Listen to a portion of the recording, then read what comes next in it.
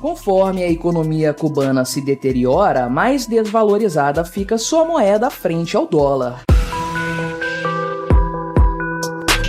Este é o Visão Libertária, sua fonte de informações descentralizadas e distribuídas. A questão monetária é, atualmente, um dos maiores problemas da economia cubana, e isso porque estamos falando sobre um país que, do ponto de vista econômico, é um completo desastre. Embora Cuba tenha sua própria moeda oficial, o peso cubano, ou CUP, a verdade é que a maior parte da economia do país gira com o uso do dólar como moeda corrente. Na prática, ou os cidadãos usam a moeda americana para tudo, ou pelo menos levam em conta o seu valor para negociar em pesos cubanos. A cotação oficial do dólar é uma grande piada. Segundo o que foi estabelecido pela ditadura cubana, um dólar compra 24 pesos cubanos. Difícil mesmo é achar alguém disposto a vender as verdinhas americanas por esse valor. A cotação de verdade, aquela que funciona no dia a dia para os meros mortais, é determinada pelo chamado mercado paralelo. Na verdade, é esse mercado que ainda mantém algum grau de sanidade econômica na ilha caribenha e que evitou que o país colapsasse por completo décadas atrás. E o fato é que nesse mercado paralelo, o dólar atingiu sua maior cotação nos últimos tempos, uma assustadora marca de 300 pesos cubanos. Esse valor foi mensurado pelo índice El-Toque, muito criticado pelo governo cubano por supostamente promover a especulação. Esse índice analisa cerca de 2.000 anúncios de compra e venda diariamente em diversos sites cubanos, para estabelecer a cotação média praticada no mercado paralelo. Atualmente, esses são os dados mais realistas disponíveis a respeito da economia cubana, sendo usados até mesmo por economistas para avaliar a situação da ilha caribenha. Mas afinal de contas, o que causou todo esse aumento na cotação paralela do dólar, que estava em 265 pesos cubanos no fim do ano passado? Bem, esse fenômeno é explicado pela divulgação por parte do governo comunista de alguns planos econômicos que supostamente têm o objetivo de tirar o país do buraco em que se encontra. Dentre as principais medidas divulgadas pelo governo cubano está a desvalorização da cotação da moeda oficial do país. Então, o mercado estaria apenas precificando essa correção. Outro fator que certamente impactou bastante no aumento das cotações do dólar é a previsão do aumento em diversos preços tabelados, com especial destaque para os combustíveis, que poderão ficar até 4 vezes mais caros. Nós já falamos sobre esse tema no vídeo. O preço dos combustíveis em Cuba vai subir 500%. Esse é o preço do comunismo, link na descrição. Também nesse caso, a mudança nas cotações seria apenas uma reação do mercado paralelo à possibilidade de aumento generalizado nos preços. A verdade é que o governo cubano tenta, sem sucesso, unificar as cotações da moeda, e isso há bastante tempo. Na prática, o país caribenho tem duas moedas correntes, sendo que o dólar é muito mais desejado que o peso cubano. Isso, obviamente, não é nada interessante para o governo comunista. Por isso, em 2021, os comunistas lançaram a chamada Tarefa de Ordenação, que visava criar uma cotação única no país. É claro que esse projeto falhou miseravelmente, uma vez que até hoje a cotação oficial do dólar é uma grande piada. De fato, as verdinhas norte-americanas circulam com grande velocidade na ilha caribenha, sendo que seu mercado é bastante desenvolvido por lá, ainda que seja majoritariamente informal. As casas de câmbio oficiais restringem a disponibilidade de dólares para os cidadãos cubanos, 100 unidades da moeda por dia no máximo para cada pessoa, se houver dinheiro para isso. Só que no mercado paralelo e com condições mais realistas, a coisa funciona muito bem, obrigado. A verdade, contudo, é que a questão da cotação do dólar em relação ao peso cubano é apenas uma das facetas do grave problema econômico que a ilha-prisão enfrenta na atualidade. De forma geral, não é um exagero afirmar que Cuba caminha a passos largos para um colapso. Dados oficiais do governo comunista afirmam que o PIB do país encolheu 2% no ano passado, enquanto que a inflação pode ter atingido a marca dos 30%. É claro que esses números são completamente mentirosos, trata-se de propaganda comunista descarada. Os observadores estrangeiros desconsideram totalmente esses dados, afirmando que a situação situação por lá deve ser ainda pior. Nos últimos anos, Cuba tem tentado seguir os passos da China, buscando se reinventar do ponto de vista econômico. Algumas medidas de liberdade de mercado chegaram a ser adotadas, mas a coisa toda foi muito tímida. De forma geral, a ideia era modernizar o regime cubano, cortando os laços com o passado nada glorioso da ilha caribenha. Pense, por exemplo, nas decisões tomadas pelos comunistas a respeito dos principais cargos do país, o de presidente e o de ministro da Economia. O presidente cubano anterior, Raul Castro, já beirava os 90 anos quando finalmente deixou o cargo em 2018. Seu ministro da Economia, por sua vez, estava na flor da idade, com seus nada modestos 82 anos. Portanto, os comunistas tentaram renovar a política com dois nomes bem mais jovens, Miguel Díaz-Canel como presidente e Alejandro Gil no comando da economia. Ambos tinham menos de 60 anos e não participaram da Revolução de 1959. A ideia, portanto, era dar mais fôlego para o regime cubano, sob a liderança de mentes mais renovadas, por falta de um adjetivo melhor. O fato é que, decorridos poucos anos dessa escolha, Cuba continua patinando nos mesmos problemas. A verdade é que a tragédia cubana não é um problema etário. A culpa, mais uma vez, é do comunismo. Como bem sabemos, essa ideologia maléfica está fadada ao fracasso onde quer que seja implementada. E não importa se os líderes do país são jovens ou velhos, os problemas do cálculo econômico continuarão onipresentes. Agora, Cuba terá um novo ministro da Economia para substituir o já demitido Alejandro Gil.